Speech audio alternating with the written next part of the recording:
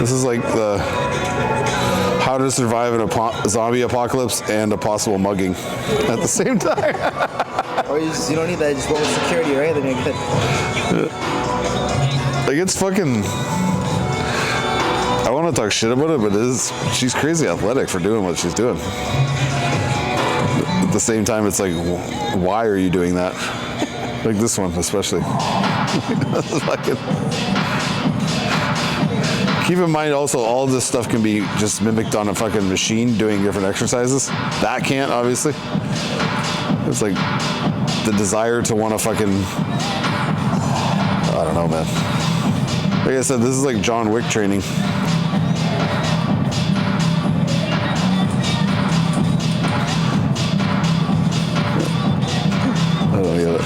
I don't get it. I wish I was athletic though. If I could do that, I'd do it. No, we got this one here. I've heard about people doing this. Honestly, this is like a mythical exercise to me because I've heard about people I've heard people say in the gym, you ever shoulder press on a leg press? And I'd always I remember I even tried to do it one time and I was like, this is like, how would you even like this? Like, you kneel on the pad. This guy's like squatting on it. But it's like your range of motion is nothing, and then like your chance for failure is fucking pretty high. Yeah. And when it fails, it's gonna hit your face, or like dislocate your shoulder. And there's like literally shoulder press machines in here that are just as effective, way more effective. Like, if this is the only piece of equipment you have in your gym, then yeah, you should do this for your shoulder press. But even then, if you have one dumbbell, use that instead. But it's like, yeah. This guy's struggling like crazy, and there's no weight. There's no weight on the fucking machine. The machine itself probably weighs like 150 pounds, so let's give him that. But it's like, as you can see by his physique, it's really not helping much. There's nothing there to speak of. Tell them to start off with the normal machines first, and then start getting creative over there after. Well, it's like his range of motion is judging when this handle is going to smash him in the face. So he's waiting till that's about to smash his nose in, and then he presses off. Yeah, now it's time to push out. So it's like fear factor with working out. There's people that I'm training recently who are, obviously there's people who are like brand new or not brand new, but they're trying to understand how to work out and do basic exercises. They've been working out for a while and they still don't understand why they don't feel certain things because they don't understand, like, how do I say this? It's like, in order to play defense on like someone in basketball, if you've never been shown how to like box someone out, like on air, and like been instructed, like, you know, like ground yourself, put your weight in your back, make sure you're leaning back and like, you know, where the person is behind you so you can use their weight, or whatever it might be, blocking someone or like shooting a basketball. Like, there's a framework to everything you do. You're not just like some, like, what am I doing here? Like, throw a football and like, there's like, you're rotating your shoulders, you're turning over your hip, you're following through, like, there's all these frames. But when people come into lifting, the frames kind of fall apart because, one, no one shows them how to properly frame or to create a position to be in a position of tension to start an exercise. Like on this, for instance, they won't teach them how to like set up, like, you're gonna sit here and most of your weight's gonna be on your feet. You're gonna hold your arms locked out, you're gonna break your elbow a bit, you're gonna posture up and set.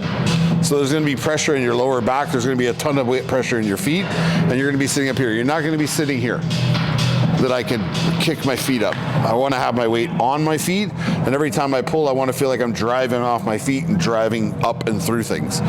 So you're gonna tell them, understand that, but you can set them in the weight, obviously, but that's the framework so that the person doesn't sit down and just grab this like some people do, and they'll grab over the handle.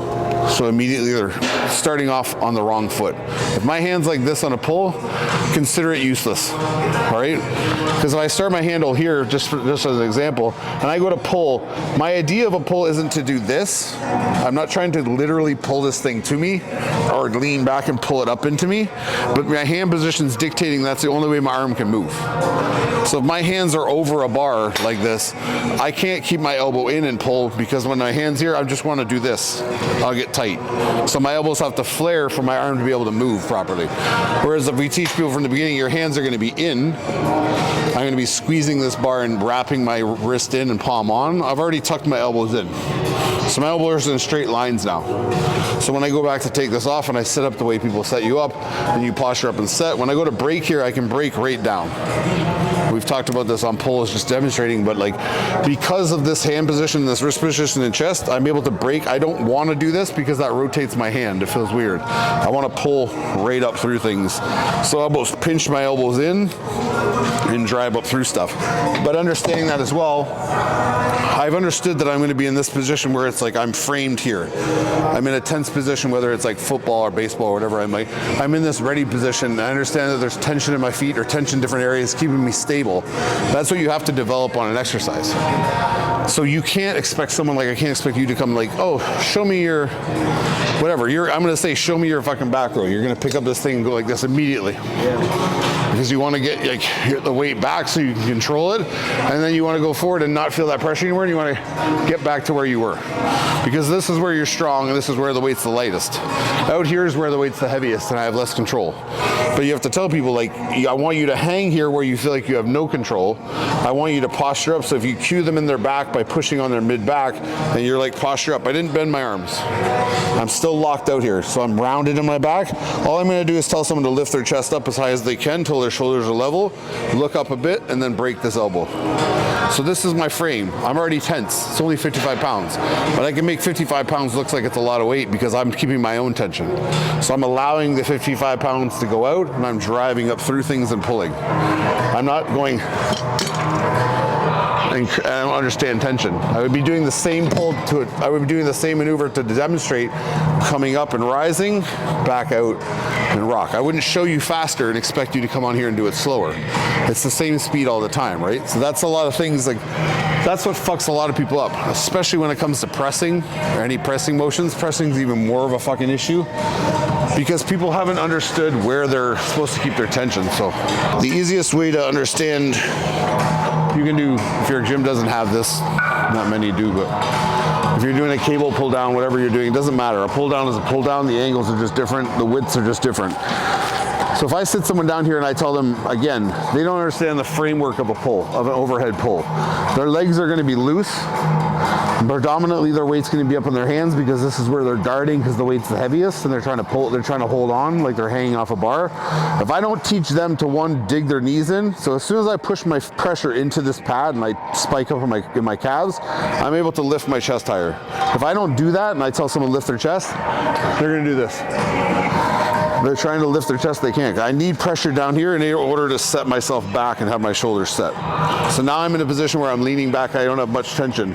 So when I set myself here, I'm gonna ease out of that tension, and when I get to here, I'm gonna drop my shoulders down and I'm gonna swing through. And I'm rocking out open. So my pull, when I'm pulling, isn't pulling down. If I'm holding these here, I'm not pulling down.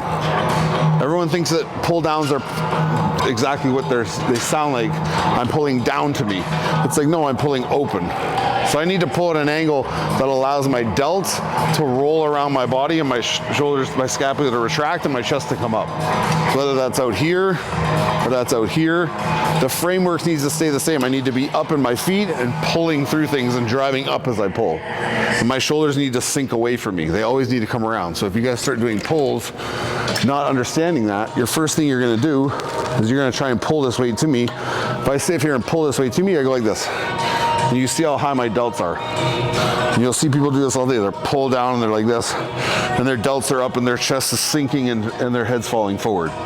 If you don't start this shoulder down and retracted back, even if you pull in front, I can't get that delt to drop. Here, here, here, here, here, wherever I am. So the framework needs to be there from the beginning. So you need to set people properly. And people need to understand, like, this is how I'm, like, if I'm gonna start pitching, I'm gonna like take a step back, I'm gonna kick my leg up, I'm gonna come through over my hand and throw. I'm not just gonna be like, and throw the thing however I feel like it should be thrown, right? Because there's a proper process to it. Whereas that sequence of movements elicits like a full, whatever it could be, like the movement on the ball, speed of the ball, whatever it is, if it's a pitch. It's the same with a workout or an exercise. If I'm not set tension-wise properly, the tension, the pace and the tempo of the workout will be off because there'll be parts that are too easy and too hard, and I won't understand how to move them. So if I'm sitting here and I'm postured up and I'm sitting here, I'm like, oh, I'm good. Like I got a lot of strength here. So now I'm gonna go up here and I'm gonna come down and I'm gonna sink and then I'm gonna go. And you see how like that breaks the chain of tempo. Whereas if I just keep pulling and lifting and I fall back out of that position and understand it's only like 50 pounds. But I can make it look like it's 200 pounds, you know what I mean? So I'm sliding and moving as the weight moves. I'm not trying to go, ooh, ooh. Like you see how that's fucked up, right? So you're losing that tension. So you gotta tell people like, it's okay to like burst at some parts, it's okay to slow down at other parts. So you have to understand like some people are really bad at the top. They can't get their arms to extend like this. And all you have to do is like drop your shoulder, just let your hand go. And they're like, oh. My shoulder doesn't go up to the ceiling, but my hand does go up, like so I can stop doing this, right? So it's just cueing like that. That's like some of the most important shit people can doing, especially as a trainer, because that's the shit that's going to be the foundation for everything you do. It doesn't matter that like it's not specific to this machine. It's specific to this machine because I have to maneuver myself around the mechanics and the movement of this machine.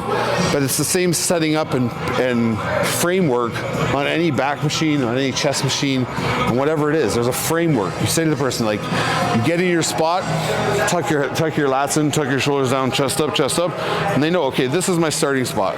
So I'm in this position where I can press now. I can literally fall back out of this press with nothing in my hand and elicit chest contraction because I'm moving on motion the same way boxers shadow box.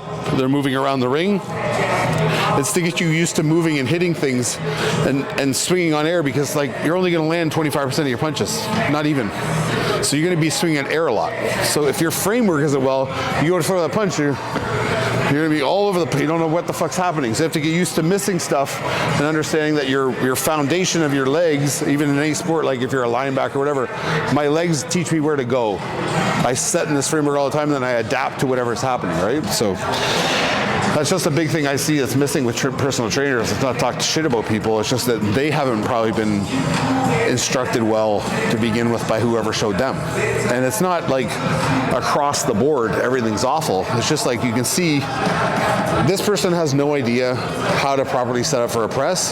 So how the fuck could they ever teach someone else to? Because all you're doing is teaching them how to do it in your fucked up version.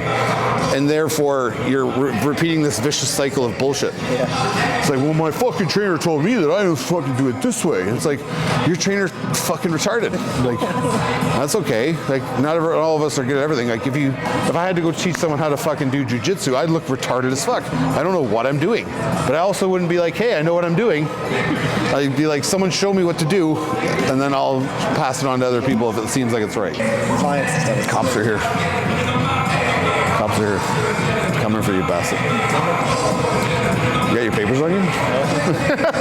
I got personal trainers, like with their clients. Like, is that something you see like reoccurring stuff, like when you're in the gym? Yeah, I mean, it's not. I'm not saying it to like because I'm in this gym. It's only happening here. I'm picking out things here. It's stuff I see everywhere. Like I've said in other videos and I've explained before, I've been in gyms all over the world. Like I've literally traveled the world doing my other job, and I've been from fucking Manchester to fucking Sydney, Australia. I've trained at every gym, and it's the same shit happening, going on. And I see like people who come to me from other trainers, and it's like, I don't mean to be mean to them, but I'm like, what the fuck was this person doing with you? I understand they were probably doing their best they could by them, and there's nothing wrong with that. Like if they didn't know, they're just passing on what they know. But it's like when you come to someone that like understands movement and understands how to like do things efficiently, it's like you gotta, and then you start doing it that way, you're like, what the fuck was I doing? Like, why did this guy or girl show me this? Like, well, it's just because they didn't know, and like they don't know. And it's not to say that my way is the best or someone else's way is the best. It's just like there is more efficient ways to do shit. That's just plain and simple. Whether that makes you a better trainer and that person a worse trainer is debatable, because the trainer is just there to motivate you to get you to do something you normally wouldn't do on your own with most people. Like just get in the gym and work. Well, on top of that, the crazy part is like you've had this comment before where there's a difference between obviously someone like if I was just go, obviously my emotions gonna be fucked up, but someone competing, right? Yeah. There's trainers that are with people that are competing on a higher level and they're still making these mistakes. I see it. I literally see it in people I know, and I see it in people like that are pros.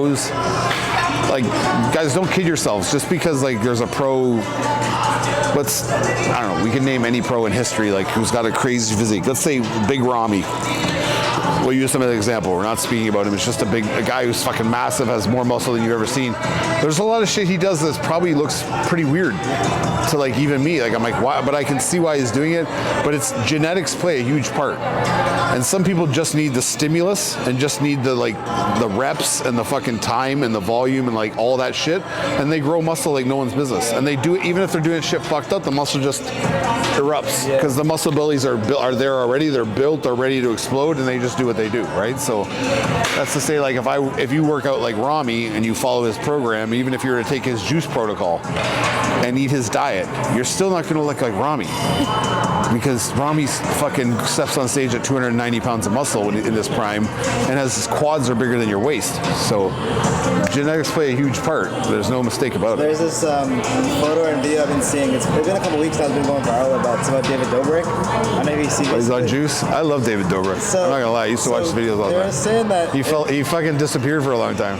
Because apparently he was training for the year. They say he stopped making videos. He was trying to lock in for the year. So he was gone longer than that. He got canceled. That's all. Did he? For what? I'll tell you after. You can't tell me on camera? No. That's little kid shit? I'll tell you after you see this. It's little kid shit, isn't it? It's not. Oh, okay, good. I feel like everyone in LA is just on some weird ass pedophile shit. So I saw your buddy Greg Doucette or whatever doing a full breakdown video. He was zooming into his nipples and saying, "See, I can see he might be on some gear or enhancements because he was like dissecting all his body." It's honestly not like it's not that like. You can tell, like, in this previous picture, like, it's obviously not all fat. Like, even if someone's chubby, like, there's still a decent amount of muscle under there. So him being this shredded, like, it's not, that looks a little Photoshop, but this video, like, the comparison video-wise, like, you can see the outline of, like, the shape of his structure. And yeah, he's put on muscle and then he gets leaner and harder. But like, it's not like he didn't balloon up 45 pounds of muscle and he's like a smaller version of his fat self. So yeah, I'm sure I mean, I don't really give a fuck because I don't judge people on that kind of shit. If you want to take juice, take juice. Like, it's only going to help you. But I mean, I would bet that he took something to help him burn fat and probably on a pretty regimented diet. The kid's got money and more than enough time on his hands. He's probably just finding like, I'm tired of just being lazy and doing nothing all day. Why don't I just apply myself and like do this? Yeah. You know what I mean? He could have done Ozempic too. Who fucking knows? But at the end of the day, it's like he did the work. Whether it's Ozempic wouldn't make that body. It wouldn't make that lean. It wouldn't make you lean like that. It wouldn't make you like have that kind of like muscle condition. So I mean, he did the work. But at the end of the day, who gives a fuck if he did? Yeah, why did he cancel? It was one of his YouTube videos. They took like a forklift into the ocean or something. Oh, he hurt the kid, right? Yeah. He hurt that guy Jeff. Yeah. And he fucked up his eye. Yeah. Something along. I like that Jeff guy though. He used to have a hair. He has a hair cutting show, right? Yeah. He's funny, that dude. I think he's funnier than anyone who's on the vlog. But that Jason dude was funny too. The old guy. Jason Nash? Yeah, he's funny too. They had funny vlogs back in the day. I remember I was in LA working for who I was working with before, and we were at Delilah one night, and David came in with like the fucking, who's the fat short guy? He's funny as fuck. He's funny too. His whole family's in the video. Yeah, the fat guy, right? His like little troll looking sister, Nick. Is it Nick? Yeah. They came in and I was like, oh, cool. But I'm like surrounded by like all these people. I'm just like, oh, it's fucking David Dobrik. It's like his videos, just like the way they were edited and like how like energy they had all the time. I was like, this kid's cool as fuck. And he was like giving money to people all the time. I mean, he was a fucking cool dude. That was like Steve Will Do It after, right? Like Steve Will Do It was giving everyone everything too, like going crazy giveaways, money, cars. But that's just because he felt bad for being an alcoholic for so long, I think. He's trying to repent for his fucking alcoholism.